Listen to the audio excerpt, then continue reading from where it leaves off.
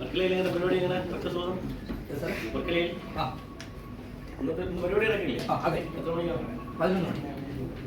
എവിടെ മറ്റേ പീഡിയാറ്റിക്കലോ അത് കാരണം അവിടെ നാളെ പോകാം.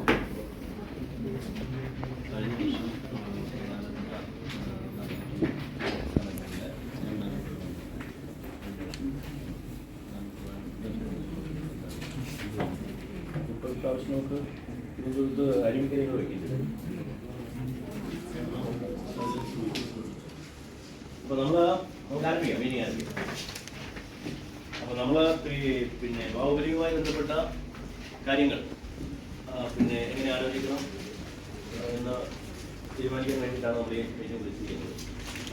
നമുക്കറിയാം, നമുക്ക് 35 ഗ്രൂപ്പുകളിലായി 20 ഗ്രൂപ്പുകളിൽ 15 എണ്ണത്തിലായി ഏതാണ്ട് 30-35 കേന്ദ്രങ്ങളിൽ അല്ലേ വലിയ രീതിയിൽ നമ്മൾ സംഘടിപ്പിക്കുന്നുണ്ട്.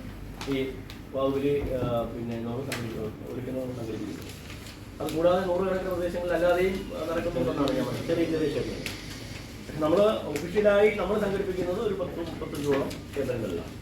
ഇതിൽ പ്രധാനമായും 4 കേന്ദ്രങ്ങളാണ് 5 കേന്ദ്രങ്ങളാണ് കഴിഞ്ഞ പ്രാവശ്യം നമ്മൾ വലിയ രീതിയിൽ സംഘടിപ്പിച്ചത്. ഒന്ന് തിരുവല്ല, ശംഖുമുഖം, വർക്കല, തിരുമുല്ലാവാരം, ആലുവ അല്ലേ, അങ്ങനെ 5 എണ്ണം അല്ലേ. ഇപ്രാവശ്യം നമ്മൾ അരുവിക്കര കൂടി നമ്മൾ ഒന്ന് സ്പെഷ്യലായി ഫോക്കസ് ചെയ്യണം. കാരണം ഏറ്റവും കൂടുതൽ സിറ്റിയിൽ നിന്നുള്ള ആളുകൾ ഇപ്പോൾ കുറച്ച് അങ്ങോട്ട് വരുന്നുണ്ട്. അപ്പോൾ അരുവിക്കര കൂടി നമ്മളൊരു പ്രധാനപ്പെട്ട സ്ഥലമായി ഫോക്കസ് ചെയ്യണം. അപ്പോൾ ആ രീതിയിൽ എങ്ങനെയാണ് നമ്മൾ കാര്യങ്ങൾ ക്രമപ്പെടുത്തേണ്ടത്, ആരൊക്കെയാണ് ഇതിലേക്ക് ഒരു ഡ്യൂട്ടി എന്നൊക്കെ പറയാൻ വേണ്ടിയിട്ടാണ് നമ്മൾ ഡ്യൂട്ടി എടുത്തിരിക്കുന്നത്. അതിന് കൂടുതൽ കാര്യങ്ങളെ സംബന്ധിച്ച് ഡീറ്റെയിൽ പറയാം. എല്ലാവർക്കും സ്വാഗതം.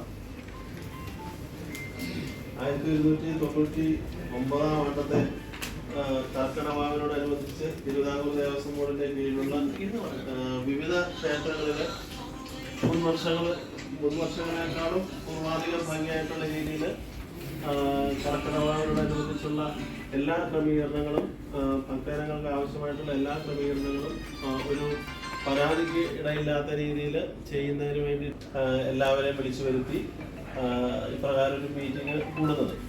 അപ്പം അതുകൊണ്ട് തന്നെ മുൻ വർഷങ്ങളിൽ ഉണ്ടായിട്ടുള്ള അപാകതകൾ എന്തൊക്കെയാണ് എന്ന് ചൂണ്ടിക്കാണിക്കുകയും അതോടൊപ്പം തന്നെ ആ അപാകതകൾ പരിഹരിക്കുന്നതിന് നിങ്ങൾക്കുള്ള പ്രായോഗികമായിട്ട് എന്ത് ദേവസ്വം ബോർഡിനെ കൊണ്ട് ചെയ്യേണ്ട കാര്യങ്ങളാണെങ്കിൽ അങ്ങനെ, അല്ലെങ്കിൽ അവിടെ നിങ്ങളുടെ ഓഫീസ് ഓരോ ഗ്രൂപ്പുകാരും ഓരോ ക്ഷേത്രങ്ങളെ പറ്റി സാറ് പറയും. ആ ക്ഷേത്രങ്ങളെ പറ്റിയിട്ടുള്ള AC ആദ്യം ഡെപ്യൂട്ടി, പിന്നെ അതാത് AC-മാര്, ആ ക്ഷേത്രമായിട്ട് ബന്ധപ്പെട്ടുള്ള സബ് ഗ്രൂപ്പ് ഓഫീസർമാര്, AE-മാര്, അവരെല്ലാവരും അതിൻ്റെ അഭിപ്രായങ്ങൾ അവർക്ക് പറയാനുള്ള അവസരങ്ങൾ കിട്ടും. ഓരോ ക്ഷേത്രങ്ങൾ